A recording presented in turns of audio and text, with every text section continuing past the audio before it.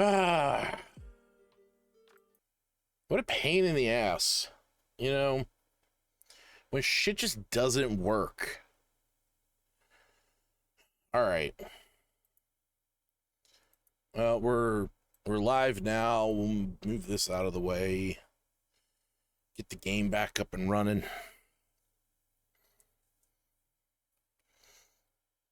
Oh.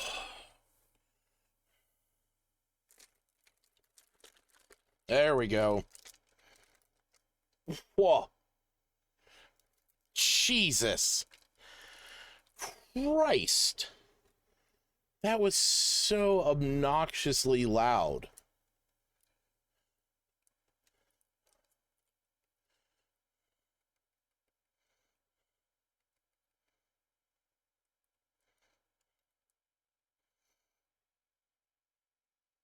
There we go.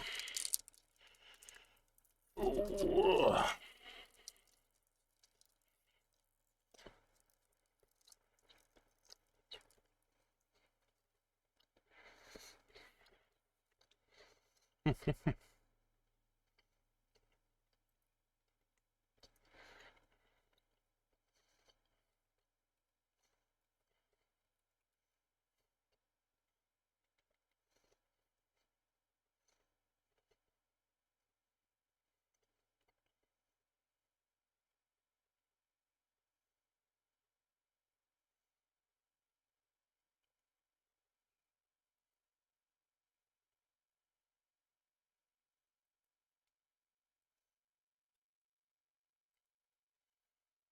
All right.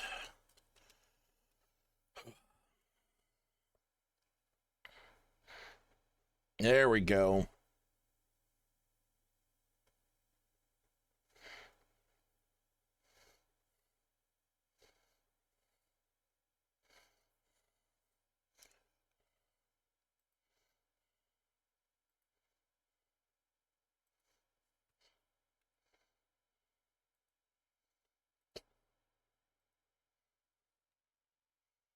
Oh, wait, what the fuck?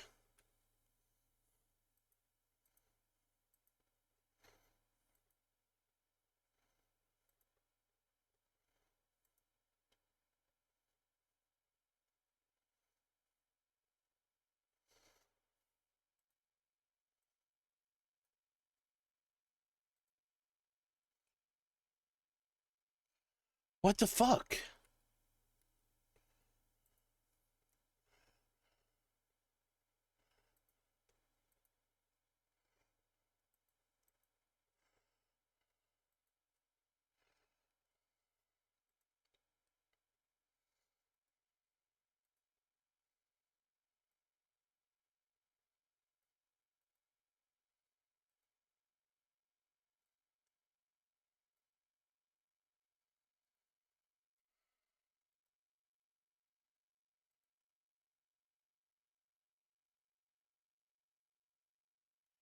So my default thing is...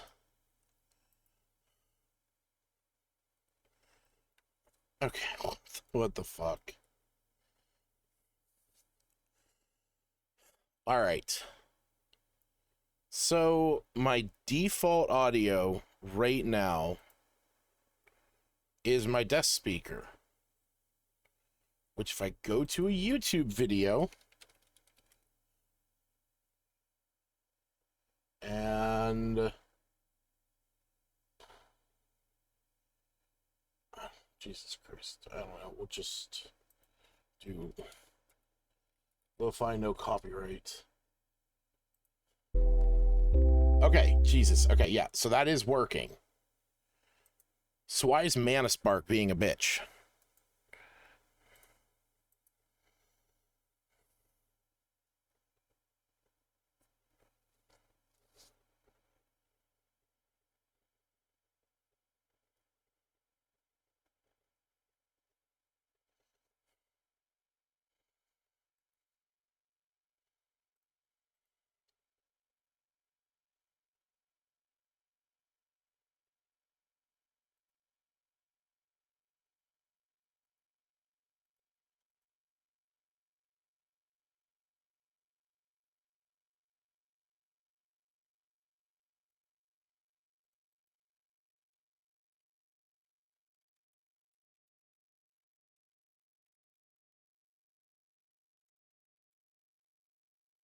Okay.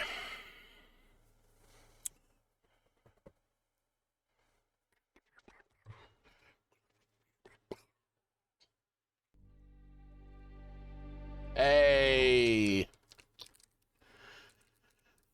There we go.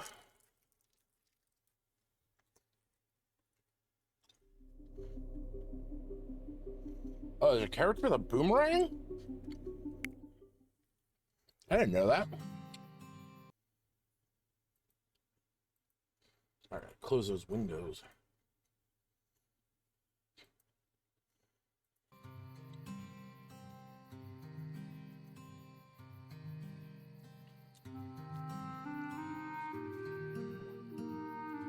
If you found my dog, I may be in trouble. Send help if you can. My name is Galliana.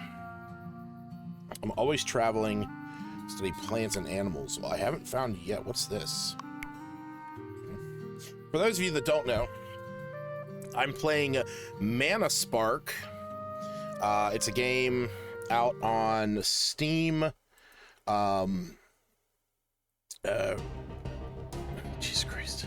It's $11, $12. And I would have played this on the first 15. Would have. But the thing is that oh, I could start with that now. We'll start with the bear trap still. No, let's save our rings. So I would have played this on the first 15, but I had already played it on my Nintendo Switch. This is a game that I got on the Nintendo Switch, I think for free, and played it a bit. I didn't care much for playing on the Switch in general, just, you know, different reasons, but it was a fun game. It was a fun, like, little, you know, just it's a roguelike adventure. But I stopped playing it because I stopped playing the Switch. And I don't know what spurred it on, but something recently, like, I was searching on Steam and I saw this there. And I was like, oh, Mana Spark, and I think it was just on sale, and that's the reason I bought it. Yeah, I've been wanting to play it, and I started playing it a bit the other day, and then playing it last night a bit. No, fuck you, little goblins.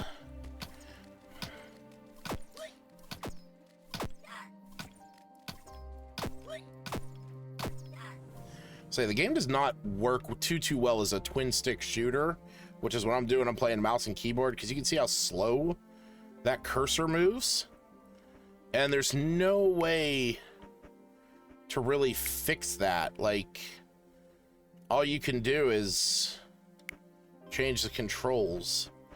Also, it really sucks whenever you want to switch between these, because you actually have to switch to that thing in order to like actually get out of the menu.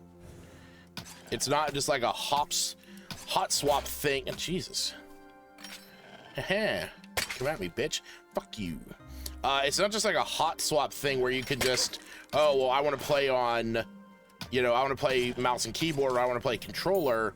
You have to make a conscious effort of what you're playing. What was that? Double attack speed when hitting enemies without missing. Nice. Oh, I had this before.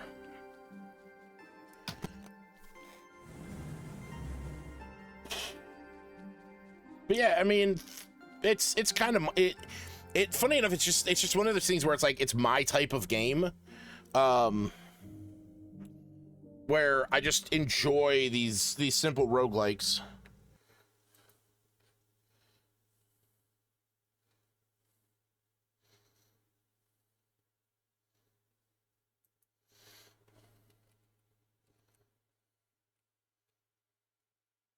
One second.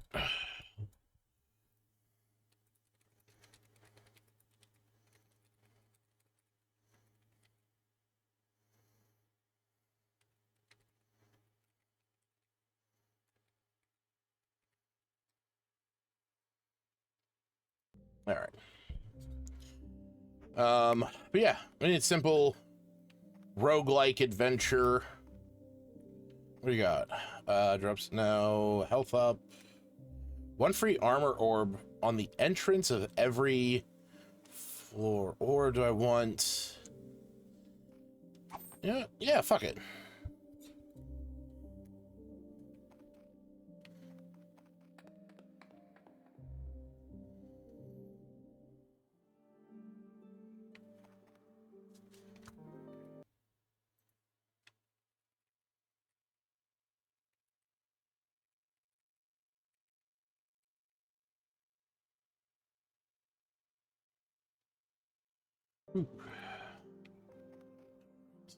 Is this...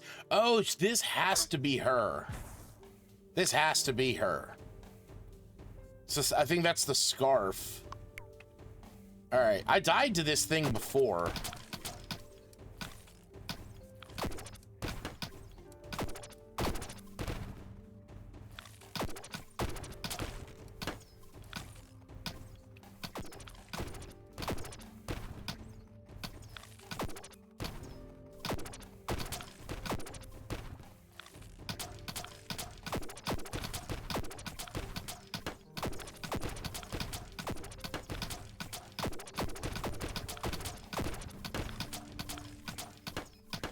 You know, this might be cheesing it a little, but I don't care.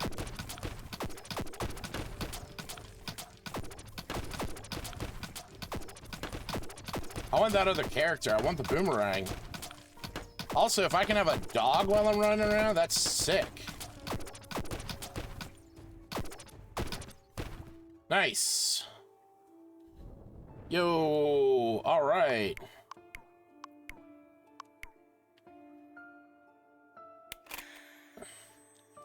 Nice. All right.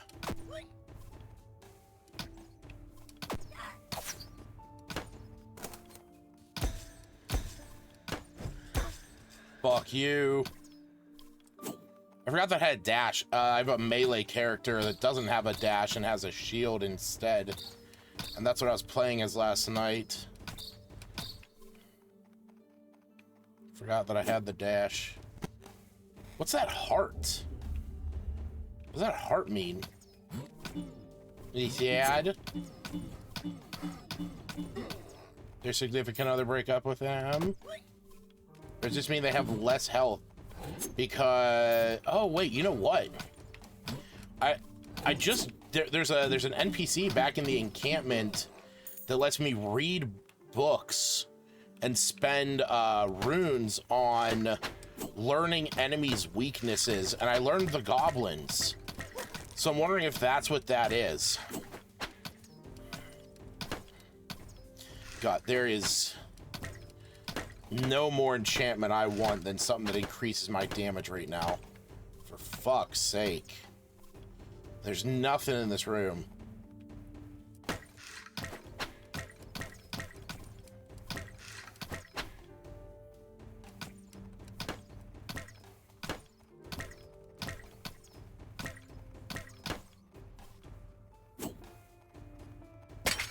Yeah.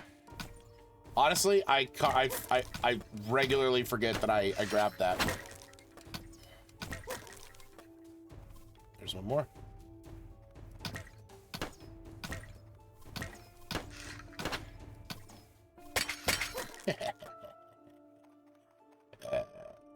There we go. What we got?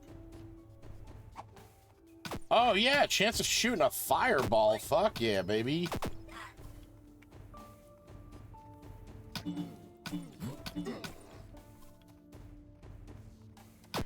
Yeah, that has to be the fact that, like, they're weaker now.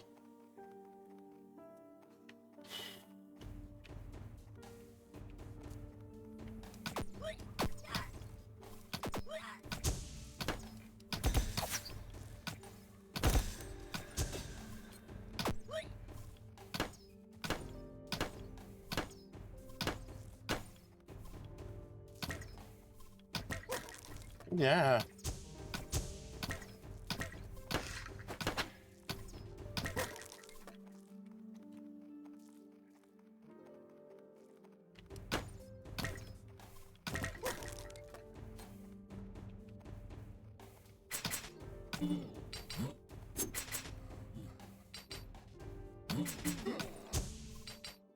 Nice.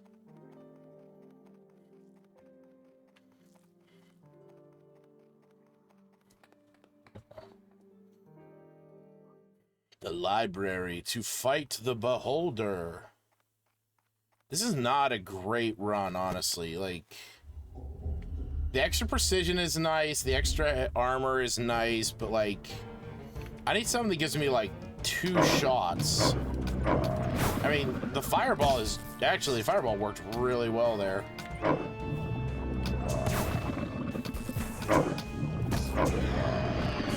You know what? Fireball worked really well there. I ain't even gonna complain.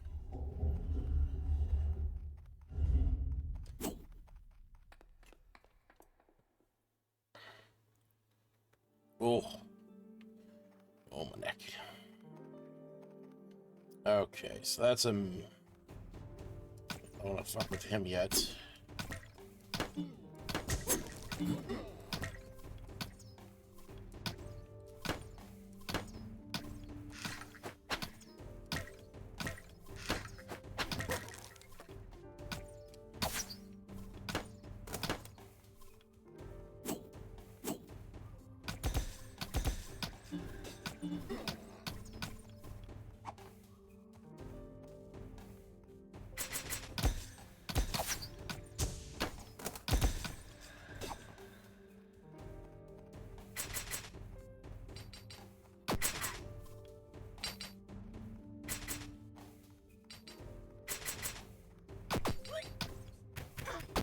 Ow.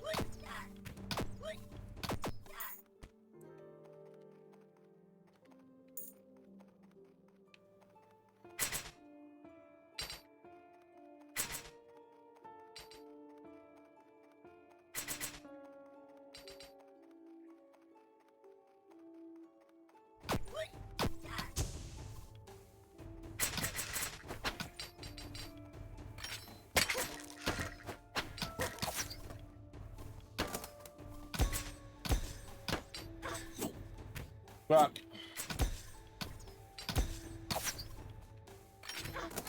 Damn it. All right.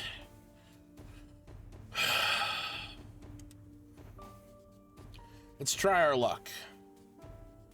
So we're going to start as the naturalist. Great. Health potion. And we start with all of our lost runes. Nice. All right. We got a boomerang now. I got a roll. I got a puppy. Yeah, puppy, do your thing.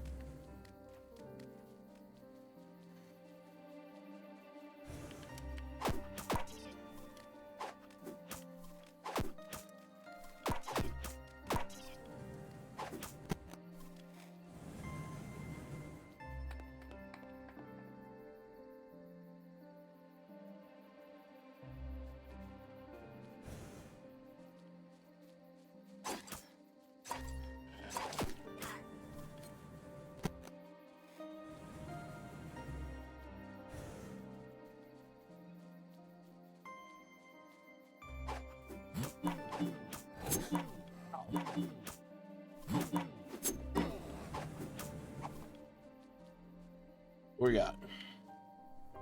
Whoa, a petrifying thorn is shot in the opposite direction. Oh, wow. That's sick. I'm not gonna have any gold though to spend on another upgrade. But at least I get to put those away. Sucks. Huh. Petrifying thorn.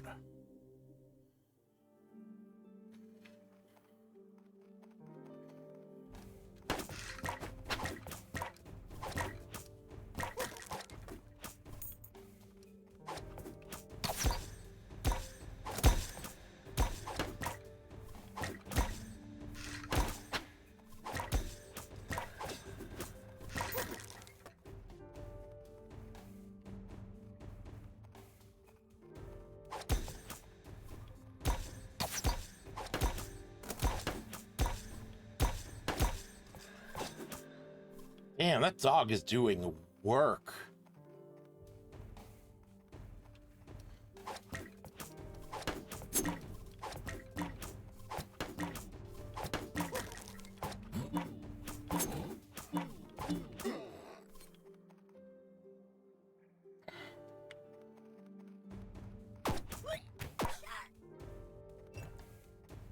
Kind of afraid. Does he have hit points?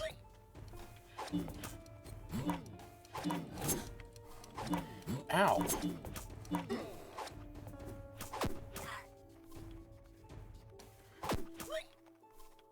Oh, nice. Another upgrade. Armor. Okay. I'm not going to complain about armor. I'm already taking some damage.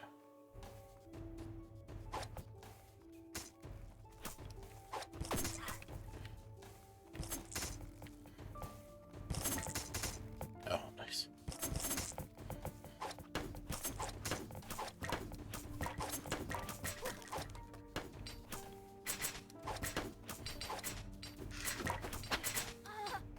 Fuck.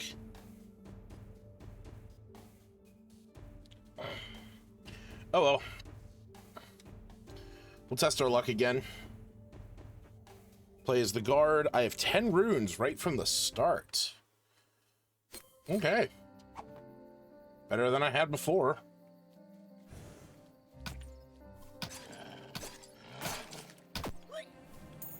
I don't mind playing as the guard. As long as I can get something that's like either faster shot or there's one that like doubles your shots. A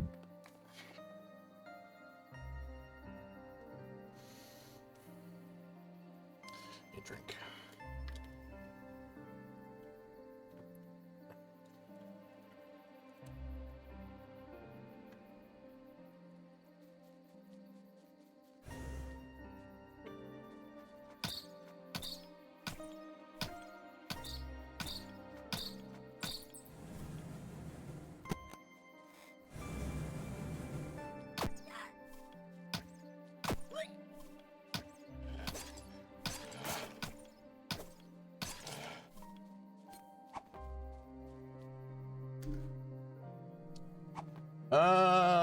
That's dumb.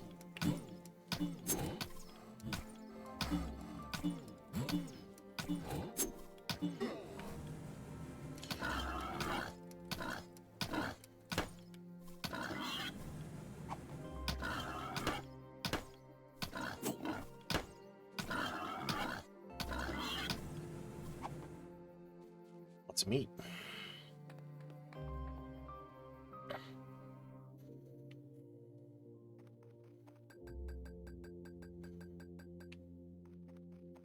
Oh, ho, ho. Oh, fuck.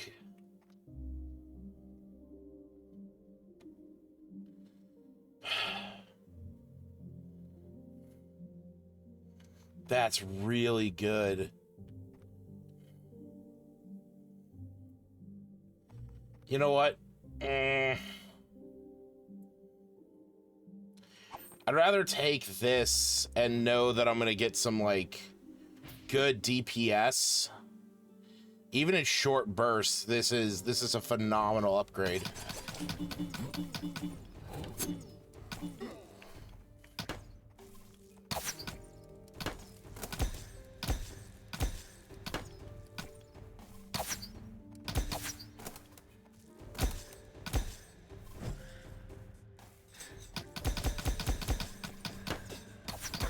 Ow.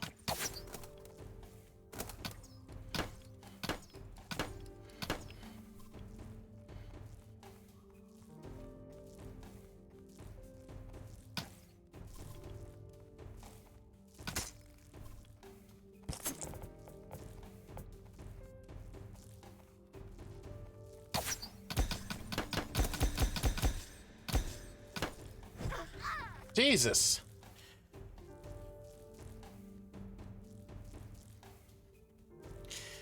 All right. Fuck it.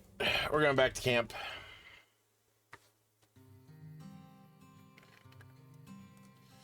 All right. 44.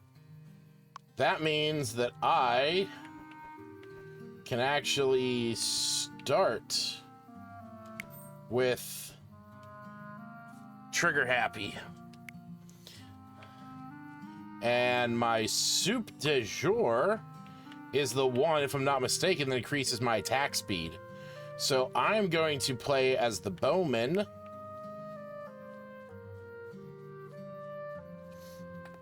And we're going to go be a boss.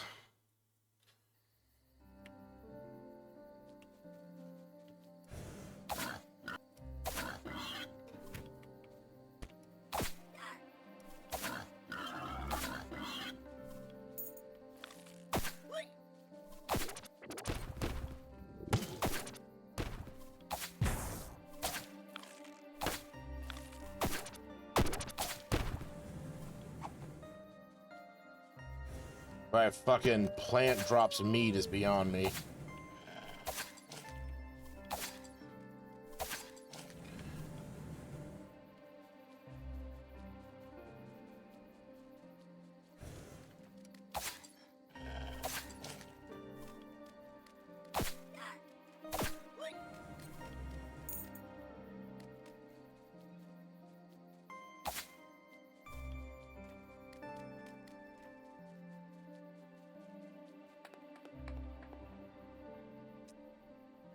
Whew.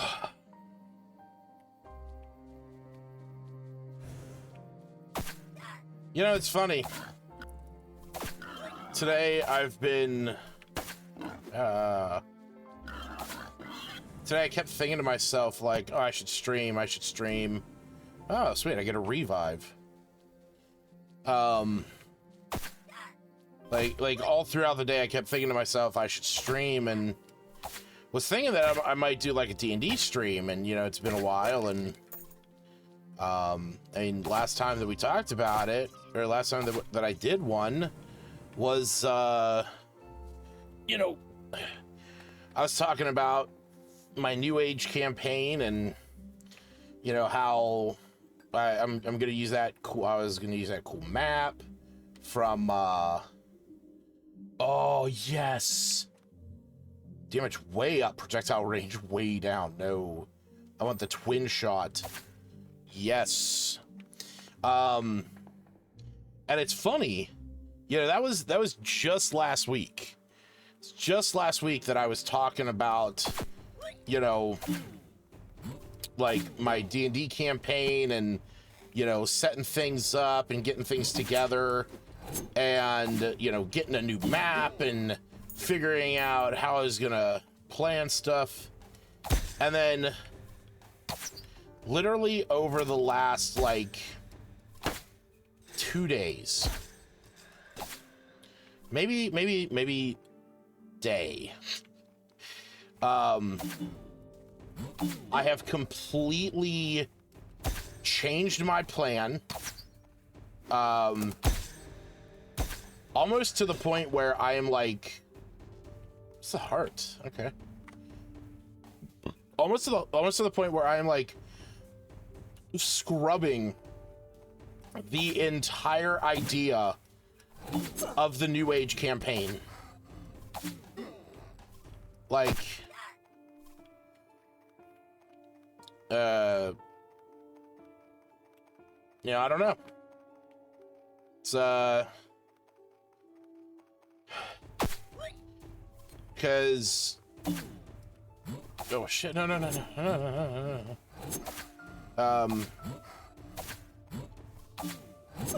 Damn it. Oh, thank God. I fucking moved out of the way right as he fucking hit me.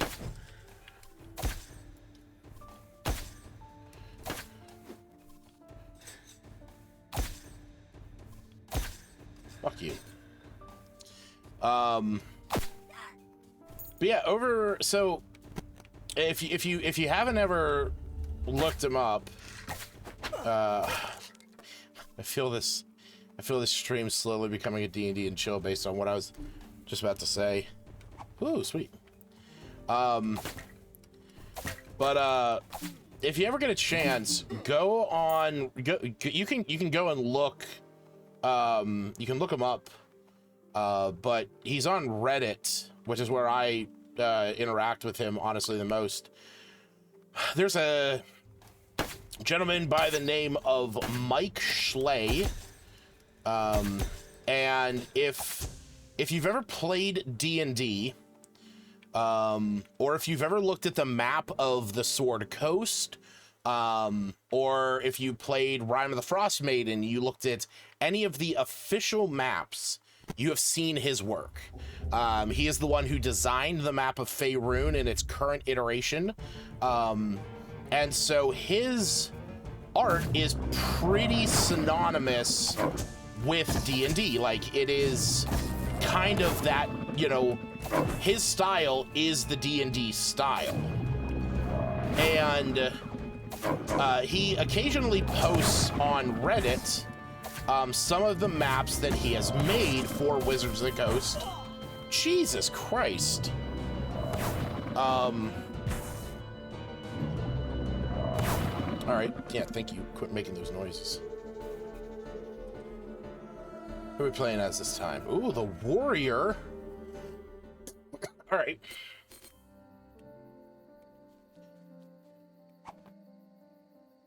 You know what? Actually, no. Let's fuck that.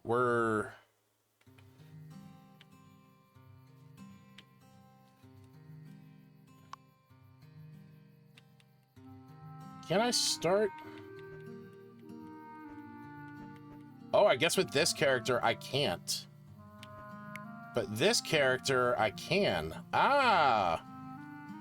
Okay. So the thing is if you've never, like I said, if you've seen any official, you know, D&D content, their maps, you've seen his works. Well, he's on Reddit, and he occasionally posts his maps from different works. And more recently, he has been posting maps from a particular adventure series called The Scales of War. Now, when I first started looking at these maps, I, you know, wasn't sure, you know, what exactly we were looking at. And here, I'll jump over here real fast just to show you.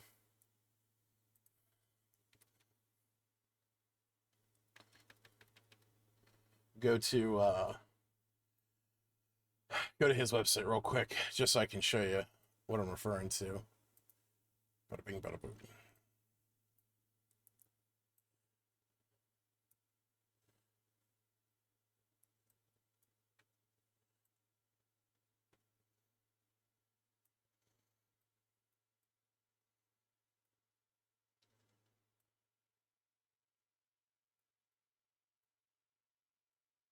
So there we go. So these are the maps in question. Specifically, this is actually the Scales of War maps that he has, and he has these collections. Now, Scales of War was a 4th edition adventure path. You know, fuck it. Yeah, so it was a 4th edition adventure path. Now, it was found in... Oh, wait, no, here it is. Now, it started in an issue of Dungeon Magazine, specifically Dungeon 156. Now, I'm not going to show you the website that you can get this on. You can go to DM's Guild, and you can purchase it, or you can just Google it like I did. Dungeon Magazine 156. It's there. But it's kind of like an episodic campaign. So when you go into here, it starts right here. And this was published July of 2008, so this is 4th edition. And it's called, the first chapter is called Rescue at Rivenroar. And it basically takes the players from the town of Brindle to a location known as Rivenroar Castle.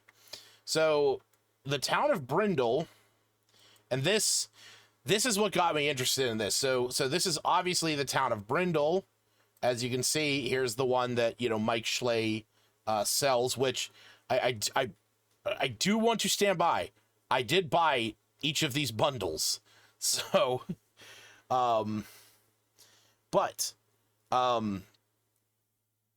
each one, like, so basically the party starts in this town of Brindle, and in the town they are beset by goblins.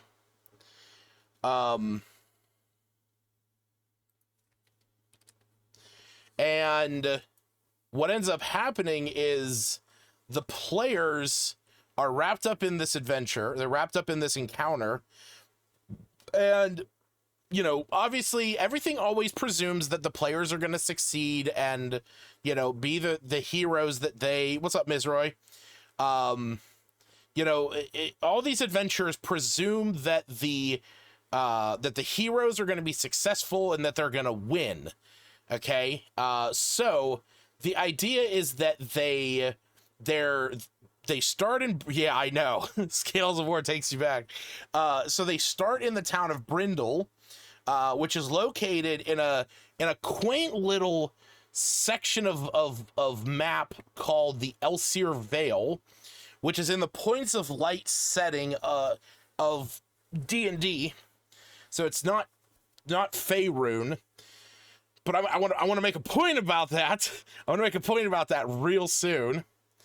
And so the idea is that in the town of Brindle, the players are kind of there. They're hanging out at the inn, and all of a sudden, goblins and hobgoblins attack. Now, 4th edition had a very specific way of laying out its encounters. As you can see, they just like straight up give you the stat blocks. Now, I have luckily found someone who was courageous enough to go through and actually convert all, I believe, yeah, I don't know where 18 is in there, but it might not be that bad to convert, but all 19 chapters of this into 5th edition nomenclature. So for example, like dungeoneering does not exist in 5e. That was removed, but it can be managed with like a wisdom survival or something. Diplomacy is now persuasion, bluff is now deception, streetwise is, you know, charisma. So it's like there are some things that didn't make it over, and curious how they handled it. They really didn't.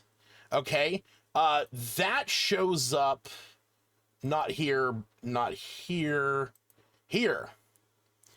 They didn't. Okay, so in the bar fight, in the very beginning, when the players arrive, there's 10 grunts, 10 hobgoblin grunts, 2 goblin black blades, and 8 rabble rousers. But rabble rousers are technically your allies, or at least they're non-hostile.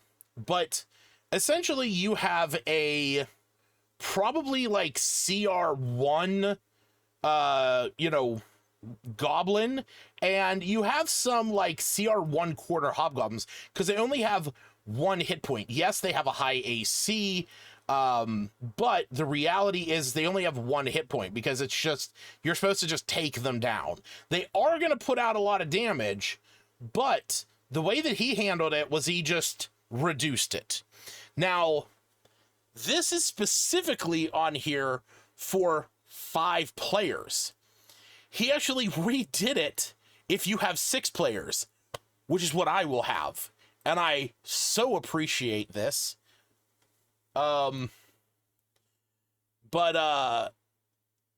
yeah, I just I was very interested about how he did this. You can see like here 10 hobgoblin grunts, 2 goblin black blades is replaced by 3 hobgoblins and 2 goblins.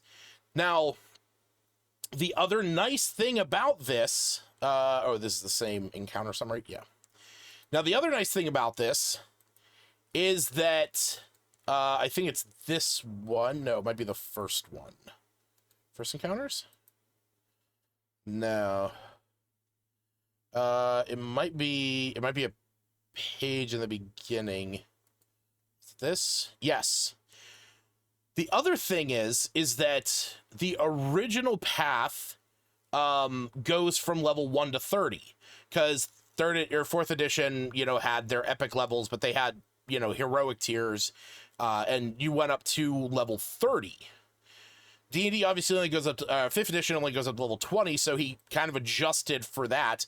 And it's basically that your players are going to level up twice in essentially the first chapter, in Rescue at Rivenroar, and you can even see that, yeah, heroic, paragon, and epic. Yep. And you can see that here where it's the bar fight and the ogre bombardier, which all takes place in Brindle. And then your party levels up to level 2. And then your party is then beseeched to go into Castle Rivenroar in order to get the people, the townsfolk that have been kidnapped. And then the nice thing about this, and as I'm reading it, I'm really, really liking it, is that, like, for example, this is this is all the stuff for the first chapter, and it ends with your players, you know, the way that it ends is your players basically go, they go up to this, and no, it's definitely about war. It is 100% about war. Chapter 1 is just getting you into it. But like in the first chapter, you have a 20 room dungeon, which is phenomenal considering it really gets the players into the ideals of dungeon crawling, because that's a lot of what 4th edition was about. 4th edition was very much tactical. It was all about, you know, strategy and tactics and grid mapping, and you know, this is what it's designed for. Now, I also like that each one of the rooms is specifically outlined in this, like to an obnoxious degree. Okay, like it's insane. But the nice thing about this is that it gets the players into the campaign. It gets them finding out about little bits and pieces of the region and of like what some of the history is going on, and like why the hobgoblins attacked. And then just kind of says, okay, head back to Brindle. And when you head back to Brindle and you start, you start the second siege, or you start the siege at,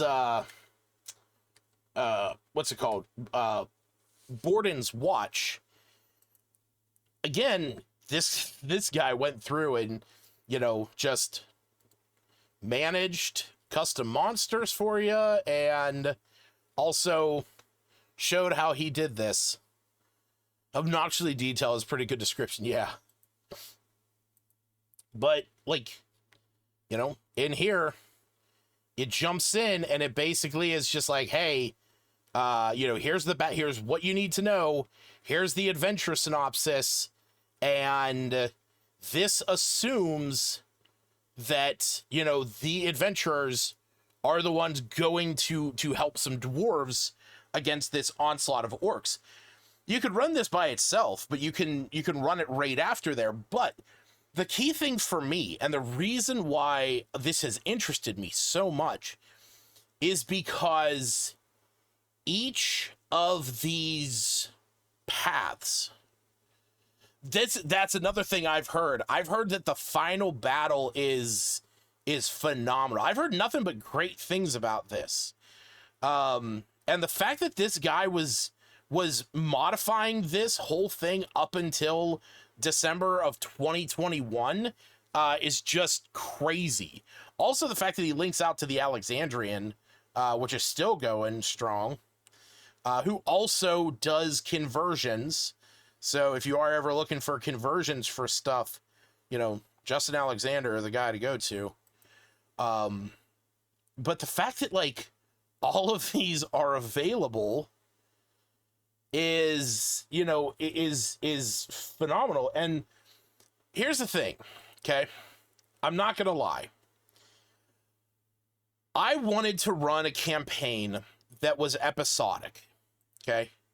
I wanted to run a campaign that was, you know, loose in terms of overarching story, loose in terms of, like, needing to always have the same players there. I wanted my players to be able to like walk away if they wanted to, like if they wanted to play a different character, or if they wanted to you know, do something differently for a little while. I didn't want it to be that they were stuck with that one character, which in essence was why I wanted to introduce a guild of adventurers. I mean, what's better than being a part of a group where anybody might just so happen to show up and be able to join a party if somebody else, you know, leaves for a little while. But I also wanted it to be something that I could just pull some, you know, cool one-shots from all the books that I have over the years. Short vulnerability. Oh, nice. Interesting. And just, like, you know, plot in. And that was my initial idea. And when I was designing that, I obviously started designing, you know, the Verdant Frontier and that region in order to give myself a homebrew setting. And what ended, you know, what ended up happening was, ooh, yes.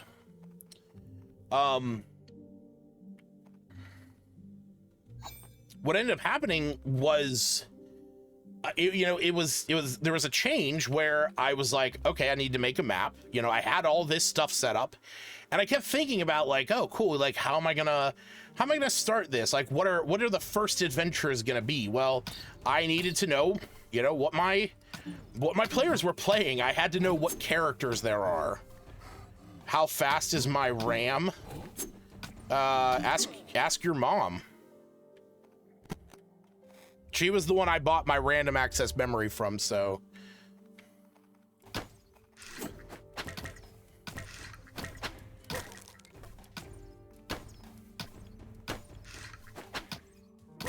So that explains everything.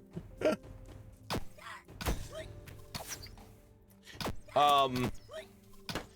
yeah, so like I said, I started developing, you know, the homebrew setting of the Verdant Frontier.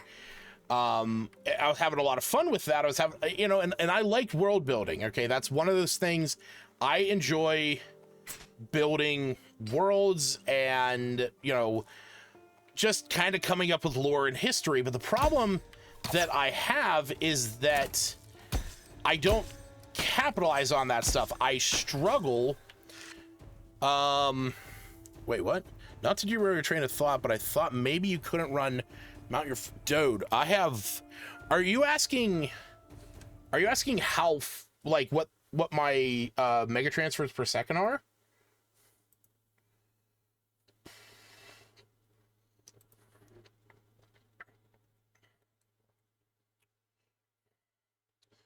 Uh, 2133. Each one of them. 8 gigs, 2133.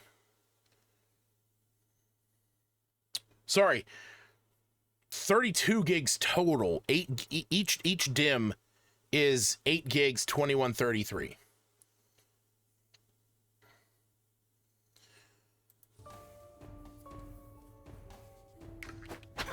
Ow. Motherfucker. Okay, you play your game. I'll share my thoughts. Oh, thanks. Thanks for the Prime sub.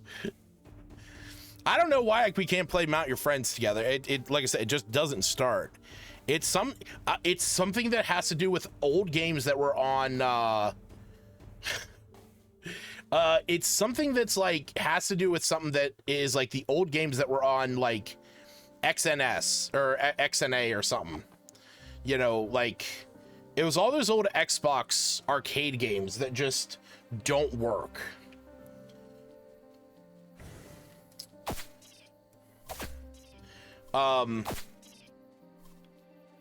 Yeah, so back to what I was saying, like I enjoy setting up you know, I enjoy doing the homebrew world building stuff, but then I was getting caught up on like, okay, well, what are my adventures gonna be? Like, what are these adventures that the players are gonna go on? And this campaign was supposed to be the one where it was gonna be up to the players. You know, I was gonna have a bunch of one-shots prepped and ready. I was gonna let them decide what they wanted to do. You know, they could decide like, oh, well, we want to go, you know, I don't know, go deal with this goblin horde, or I want to, you know, we want to go and deal with this other thing. I don't know. I don't even have my mini dungeon tome near me just to even reference something. See how my mind is just absolutely blanking. Never give your players free choice ever. Yeah. Ain't that the truth? Hold on, let me see. Here we go. Prepared.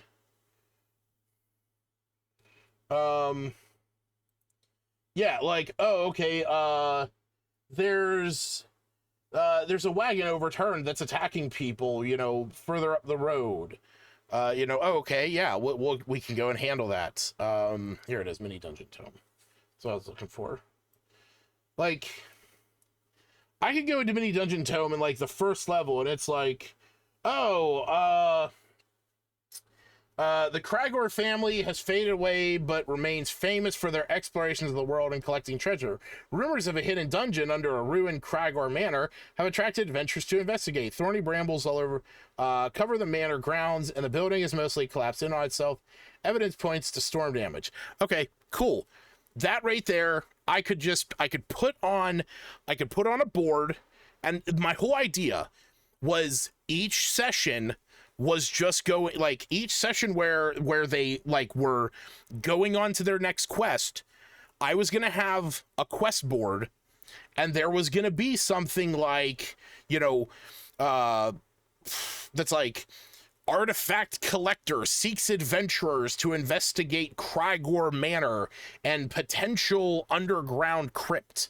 Go and speak with Sir Thaddeus Baloney. You know, and then the players, okay, maybe they don't want to do that. But here we go.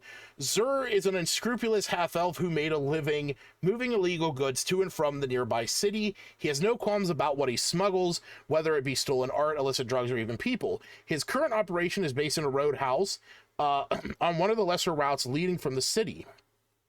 While traveling the hinterlands outside the city, the heroes stumble upon the mangled corpse of a halfling. The halfling's wound indicate he was stabbed.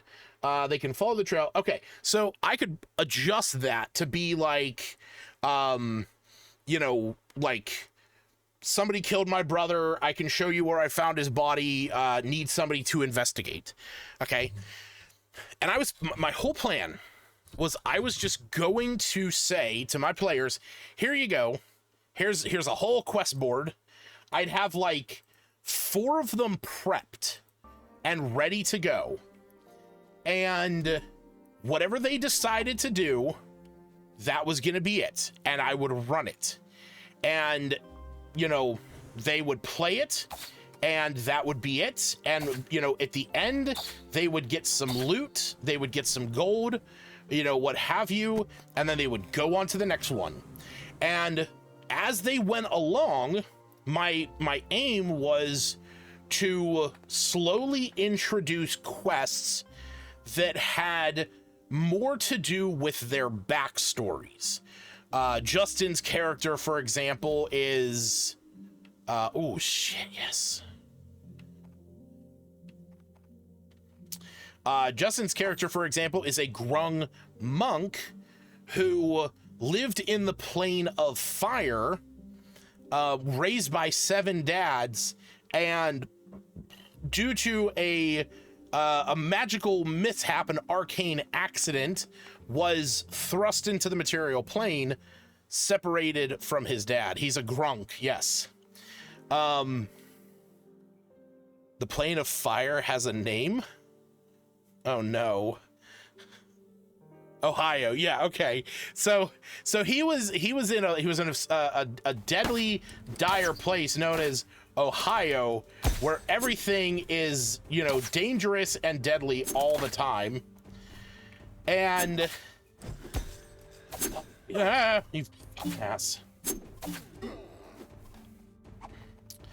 And so the thing is like, I would eventually, you know, introduce a quest where the player, you know, where it was something like,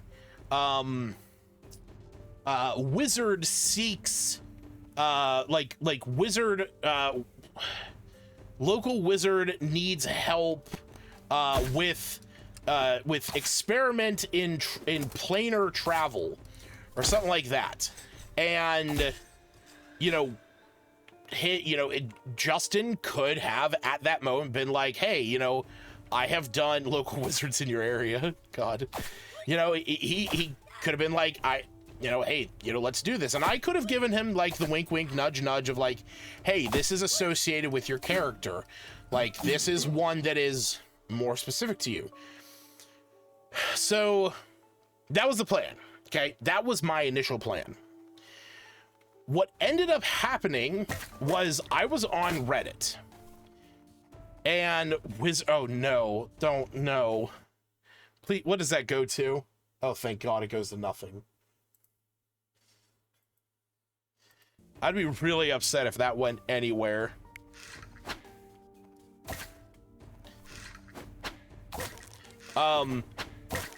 So the thing was that I was, ooh, attack speed up, nice.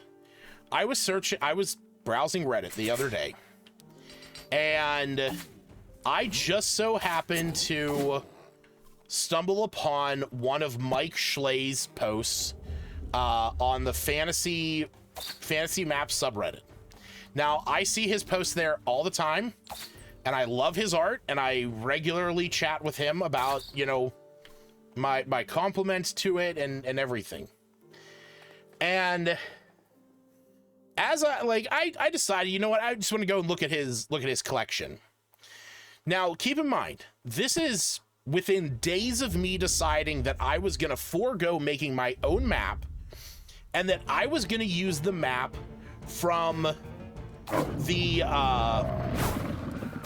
D&D Adventure Club setting. And as I am looking through his stuff, I see one for a region called Elsir Vale. And I was like, oh, what is this? And it's listed under his Scales of War maps. And so I had asked him about it in another post, because he said that he was going to be posting a bunch of his Scales of War maps. And I was curious about it, and I only did like a temporary search, like very quick. You know, it was like, oh, 4E, you know, adventure, blah, blah, blah. And I was like, okay, whatever. But this time I started digging in. Cheap view, oh God, what a fuck. Well, did you really have to hit me twice with that? All right, well.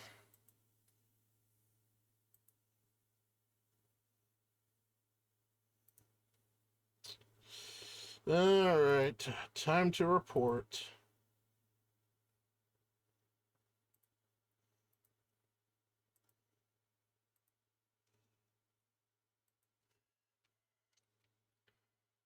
Bots.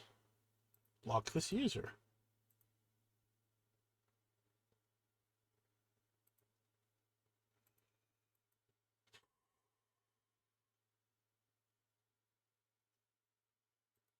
You know, Justin, I'm glad to have you around for moments like that where you can ban them.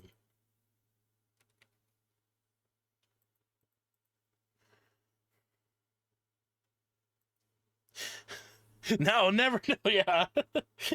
No, never know how to get viewers cheap.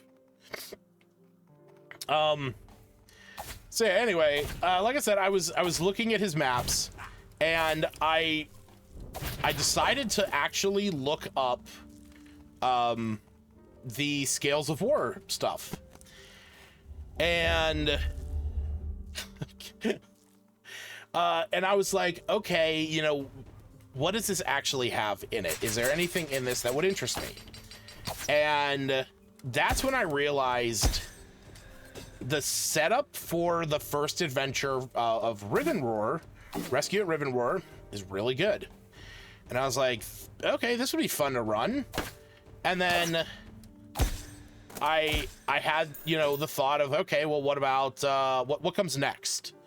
You know, and it's Borden's it's like Borden's Defense or something like that. And I was like, okay, so I started reading that one, and I was like, oh, this is actually, it's pretty decent. And I was like, well, I could get his maps and have like the DM and the player maps, and I can get these, and then what we can do is I can run even better, because one of my players, okay, that's another big thing. It's like, you know, Red Hand of Doom plays into it because it's like the spiritual prequel to it, because it takes place in the same region. It's, you know, it's kind of like fed right in after it, and so let's switch over to Tavern.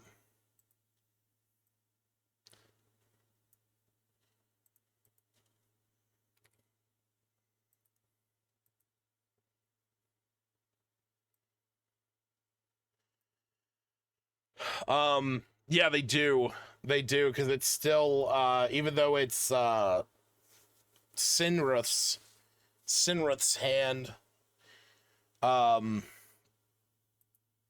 Where's my mouse? There it is. So, like I said, I saw these maps, and I was like, oh, like Brindle is a very nice map. Like this is a hell of a map. And then I looked up, oh shit. I was like, okay, well, the map of Elsir Vale is also a really nice map. And so I looked up a couple other maps of it, and I'm like, you know what? There's a lot of really nice maps of this region, like even the Red Hand. You know, this is a really nice map. And look at that. We got hills, we got mountains, we even have some mountains up to the top right, the giant shield. Was this? Yeah, this was the other one I was looking at. Here's the official one. But I was like, okay, so we have mountains to the south. We kind of have like maybe deserty stuff over here to the bottom left. We got 2, maybe 3 forests. We got a lake. We got what would probably be swamps and plains. I'm like, why don't I set the campaign here? And then it hit me. I was like, well, one of the things about Bramble's End, or what would have been Tumbledowns if I was going to use the adventure, the D&D Adventure Club setting, is that it's like the only town in the area except like by the coast. And obviously this one has a lot more. As you can see, we got, Brindle here in the middle, but we also have like Prosser and Douth, Hillwatch, Marthen, Drellin's Ferry. But I'm like, but why not? Why not set the campaign in here? Why not run Scales of War? Because I can do both. As I started to think about it, I'm like, I could just do both. I could have a setting where the players are members, and I don't even have to change the name of it. I don't even need to change the name of it. It's the New Age, okay?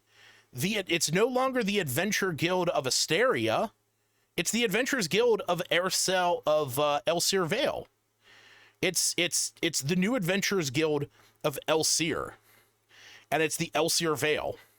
So that's it. Still the New Age. There's a guild.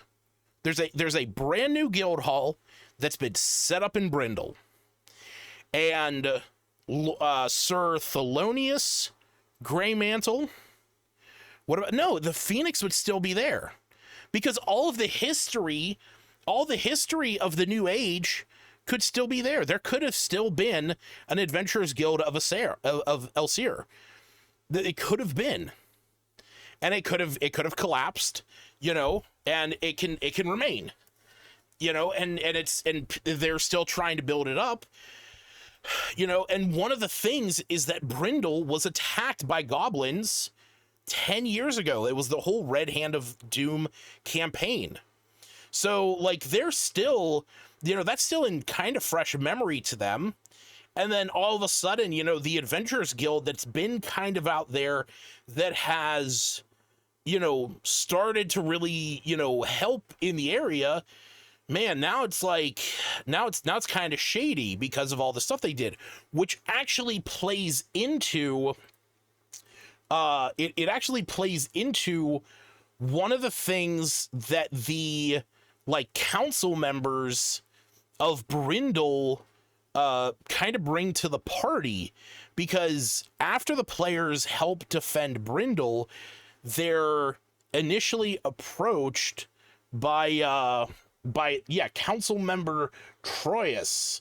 And the thing is that the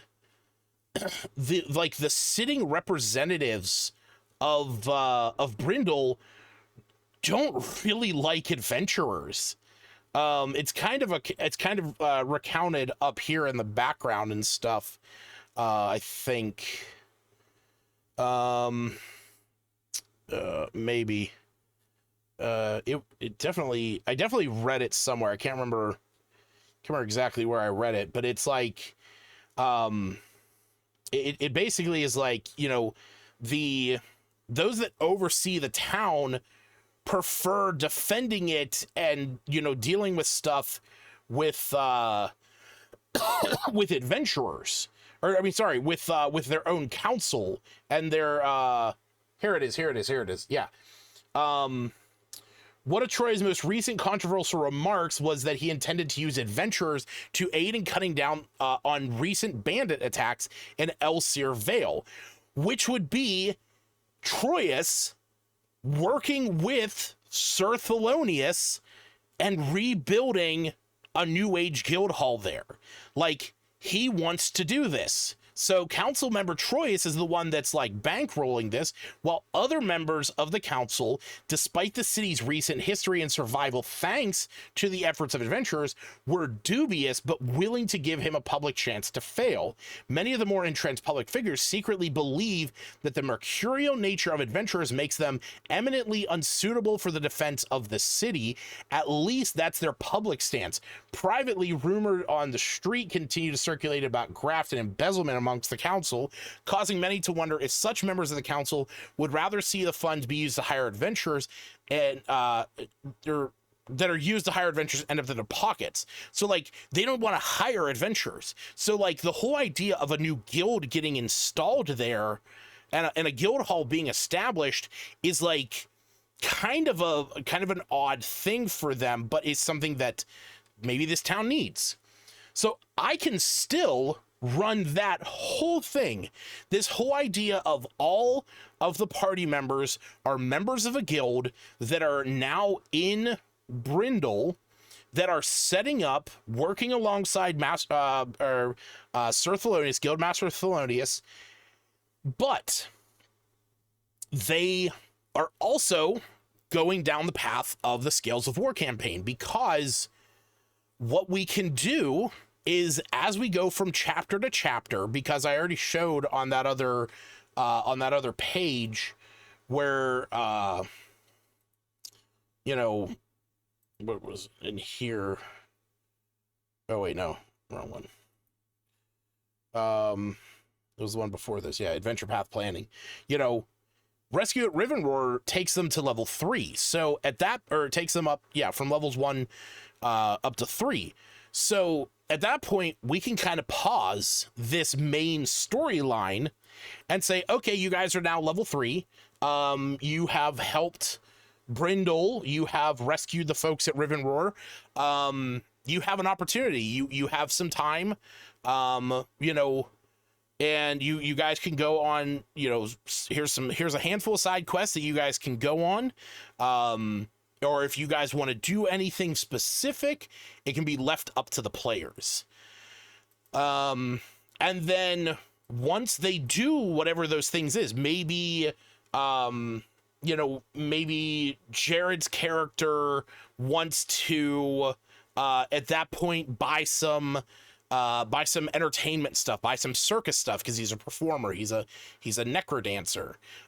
Maybe Coda's character wants to look for maybe he's heard about a weapon, he wants to go and research it or see if he can find out any information about it. You know, maybe Glenn's character wants to find out more about the dwarves that live in the area, and honestly that would kind of lead right into Siege at Bordrin's Watch. So the point I'm getting at is none of them want to do that. Well, then you tell me what they want to do. Yeah, murder him. Well, so this is the other thing, okay? It's gonna be on you guys. It's gonna be on the players, okay? Because this is a like dungeon crawly, go out, you know, traverse the countryside. There's killing involved. There's espionage and subterfuge. There's literally a whole section that involves Shatterkai, which is the race that Smith is playing, and it just lined up. So like you guys can just choose to go down that route. You guys can choose to just go that path and to just keep working away and plugging away at this adventure. 6 of us want to murder people, and Aaron wants to get into real estate. Yeah, I don't know what he's gonna do, because it doesn't make sense for his character to want to do that stuff again. But I don't know. He's fucking weird. But yeah, so I mean that's kind of it. You know, I know this stream started off as me playing Mana Spark and has you know, diverted into a D&D and chill kind of thing. But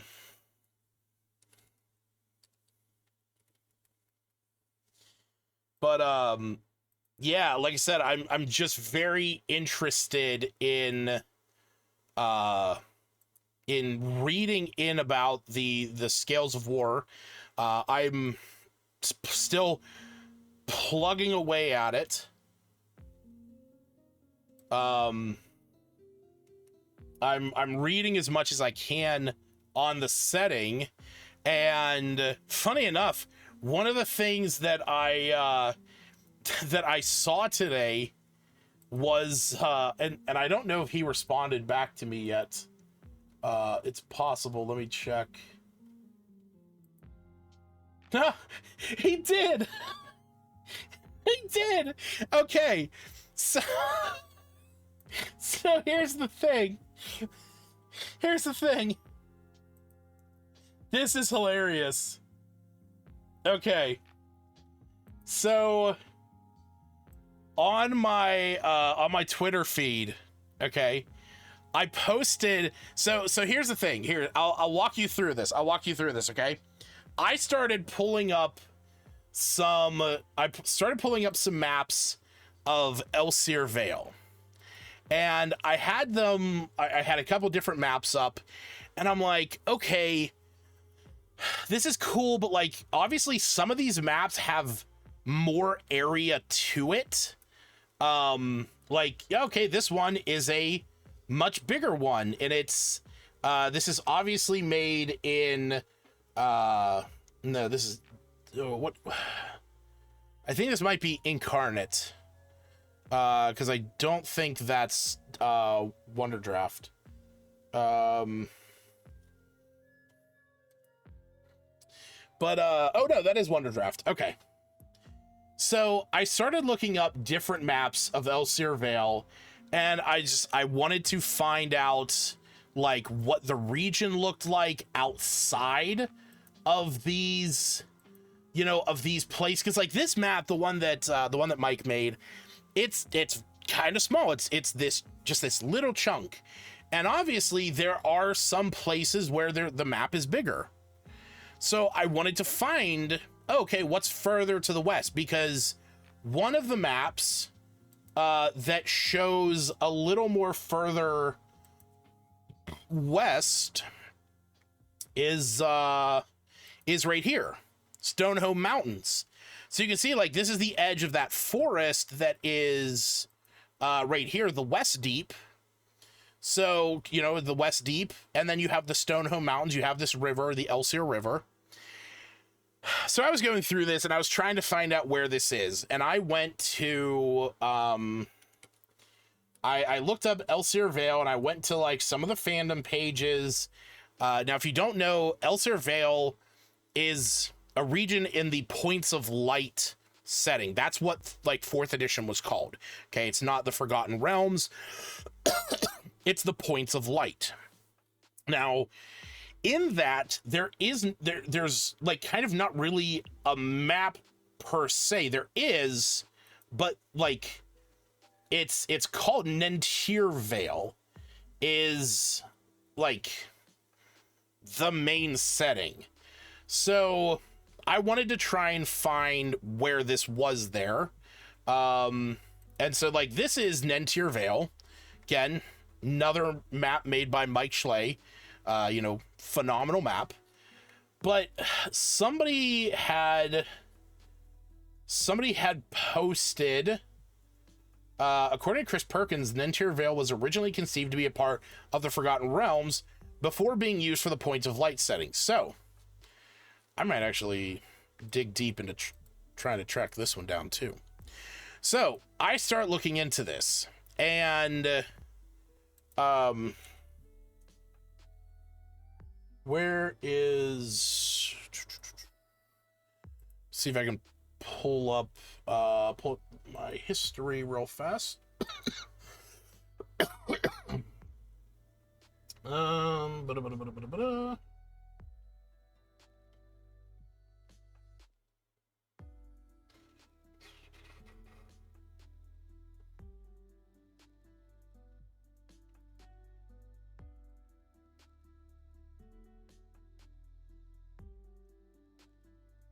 Is this it?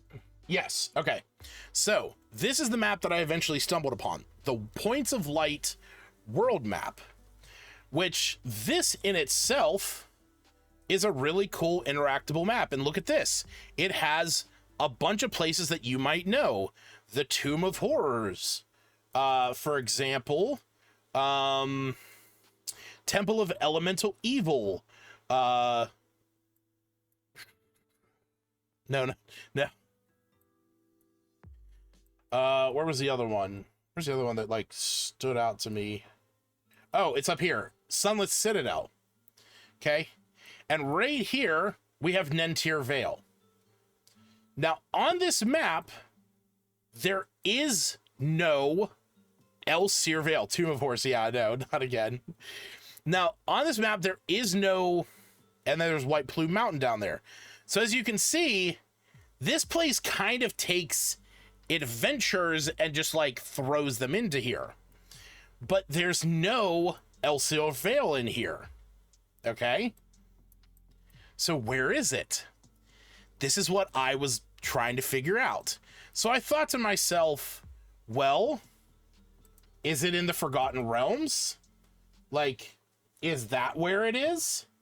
And so I pulled up a couple of the maps that I have, tried to see what I could find, and I gotta find the right one here in my history. Here it is.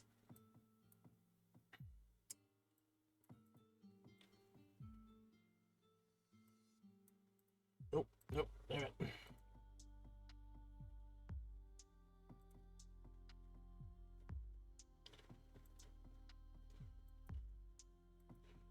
Come on, damn it. Is this it? No, it's not that.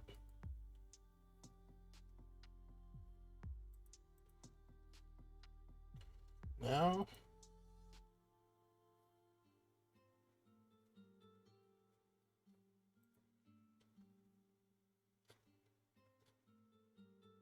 Here it is. Here it is. All right. So it brought me to this map. Okay.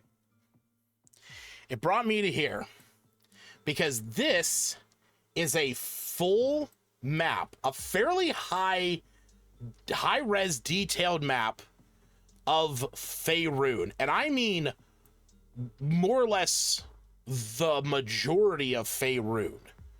Okay? We have a lot of the settings. And so I'm looking around here and I'm like, okay, you know, does this just so happen to be somewhere in Faerun? You know, is it peeking around? And I'm looking around and I'm looking for this shape of the map from for Lake Reston. And I come down here to the Shar. And I'm like, oh, what is this? Like, Lespen? Oh, and there's a bog next to it, like the Black Fens. And there's a forest.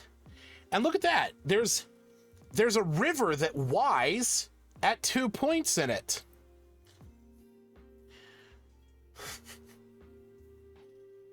So I'm looking at this, and I'm like, what the fuck did I stumble upon? So I end up I gotta find, here it is. I end up tweeting out to Mike Schley. I end up tweeting Mike Schley, and I say, is Elsir Vale based in the Shar region or vice versa? Or did I just, and I put this together.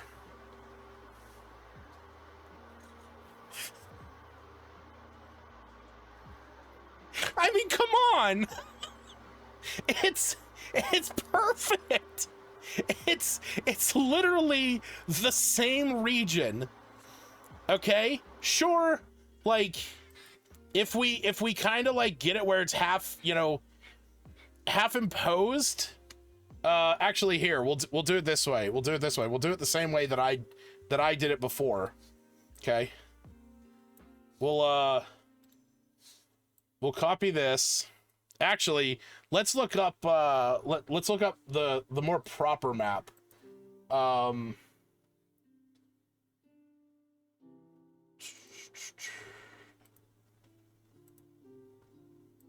Here we go. Look up this one. Okay.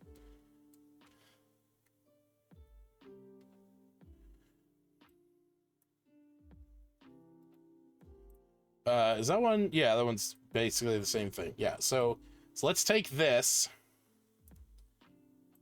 Oh, wait, no, I still have it up. This is funny. I still have it up. Here we go.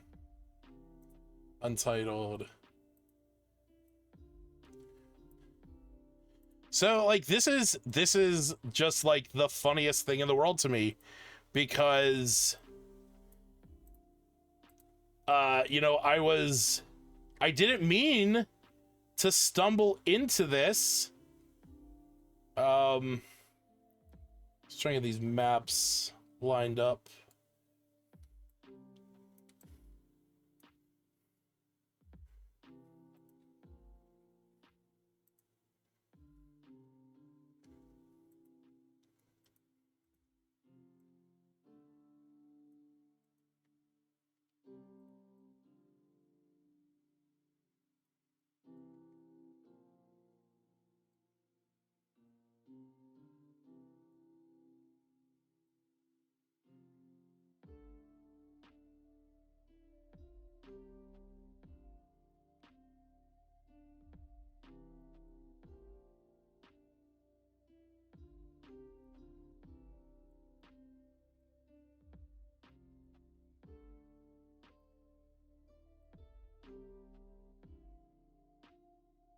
Turn the map around, you find the Declaration of Independence, yeah.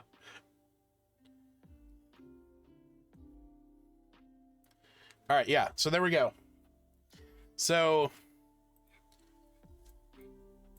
this is the thing. It's literally the same map. You know, and some of the roads line up better than others. And like this one, like I said, you can just see it. You can see where the rivers line up. You can see the mountains line up. Forest and everything. And right where Rethmar is on this map and on here is right about where Brindle would be, which has become a very notable town in the region. So, like, obviously, this means that the Dun Hills over here in the Misty Vale, those are the... oh, wrong one. Those are going to be the West Deep and the Stonehome Mountains. So I tweet Mike Schlathus, and he got back to me, and he just says, that's some deep magic right there.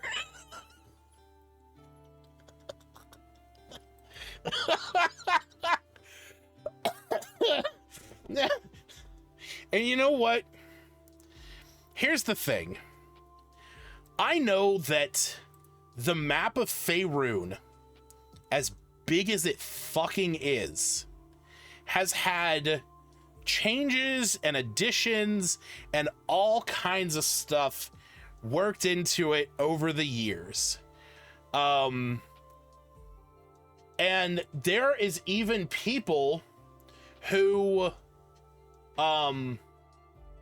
went through and actually made maps of the Sword Coast.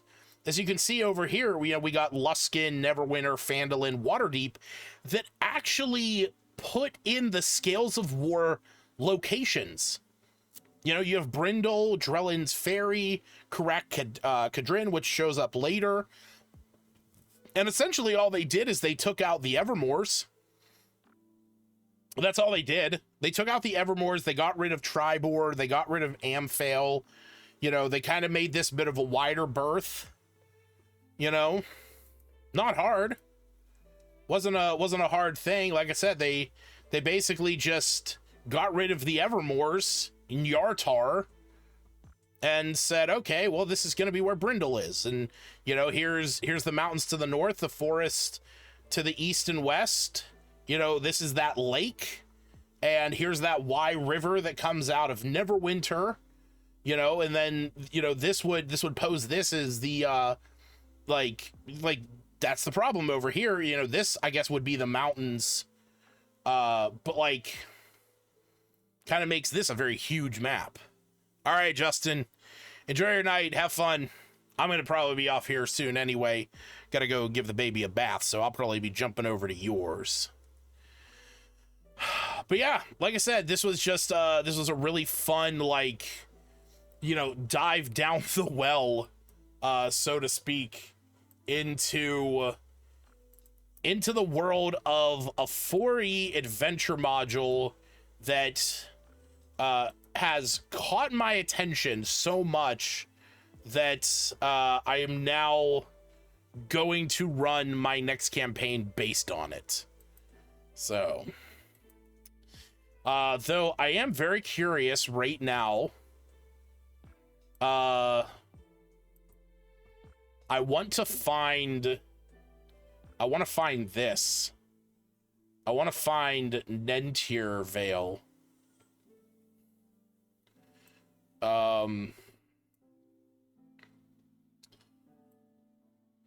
Yeah, that kind of is the truth. You know, it's like, this is my plan until next week when I decide I want to change it again. All right. So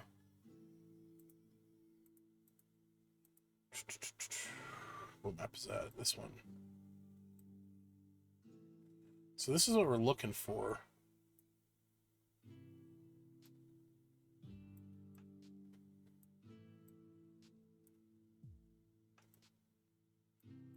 So we're looking for a thick forest with a... Oh, it's... Hold the fuck on. No, it's not the Lurkwood. I was like, wait, is it the Lurkwood?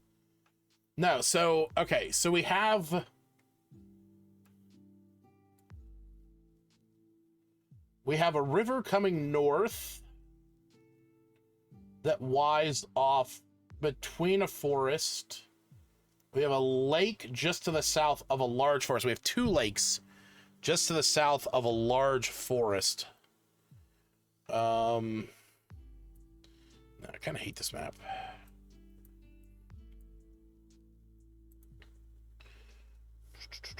We got Snake Wood. Nope, we need to just look for a forest that has two lakes to the south of it. This was fucking easy to find. That's the sad part, too.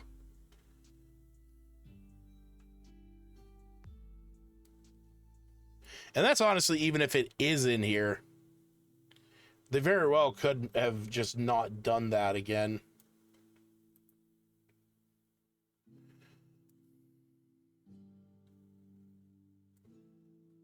The Battle of Bones. That place actually has a really interesting lore.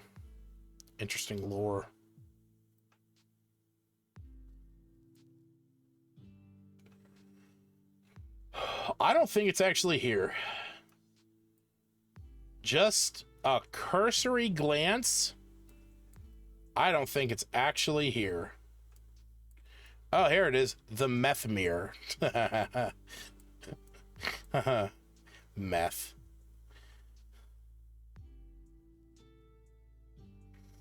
Is it in the Dalelands? No. Is it in the Anarok Desert? Obviously not. Is it just not on that map? I doubt it.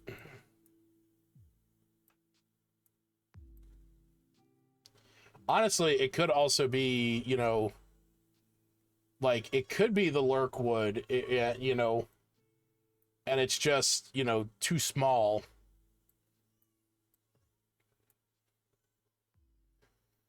I don't know. I don't know. I don't know. I don't think it actually is here. Probably would have seen it already. It's definitely not Chult. Yeah, I don't know. But like I said, I just kind of find it hilarious that, you know, I start looking into this, and lo and behold, find this out. And the funny thing was that someone else tweeted the same thing like beginning of this year, and I was like, yeah, I stumbled upon the same thing. It's crazy. So, but I got a lot of reading to do. I got to read through all of the books, and I mean by the dungeon magazines, which I bought every copy. So, and I bought the maps that that Mike has put out. So I'm good for up to episode or chapter 9. Yeah. So, because yeah, chapter 9 would be Haven of the Bitter Glass. Till then, I'm okay. So, hopefully he puts out the other ones soon. But yeah, I think I'm gonna bounce. Let's do Justin a solid. Let me find my map here, and we'll go raid him.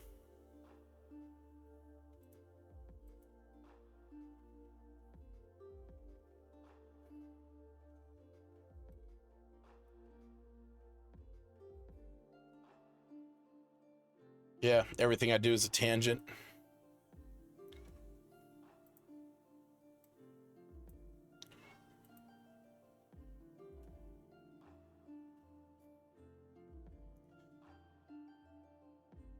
All right, well, thanks for hanging out with me, everyone.